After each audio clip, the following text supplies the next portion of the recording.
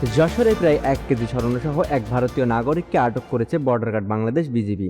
আজ বুধবার ভোরে যশোর নড়াইল মহাসড়কের তারাগঞ্জ এলাকায় এই অভিযান পরিচালনা করা হয়। যশোর ব্যাটালিয়ন 49 বিজিবি জানায়, গোপন সংবাদের ভিত্তিতে আজ ভোর 5টায় একটি যাত্রীবাহী বাসে তল্লাশি চালায় বিজিবির একটি বিশেষ টহল দল। এ সময় 900 গ্রাম ওজনের স্বর্ণের পেস্টসহ ভারতীয় নাগরিক ওয়াজিদ আলী আমিন আহমেদকে আটক করা হয়।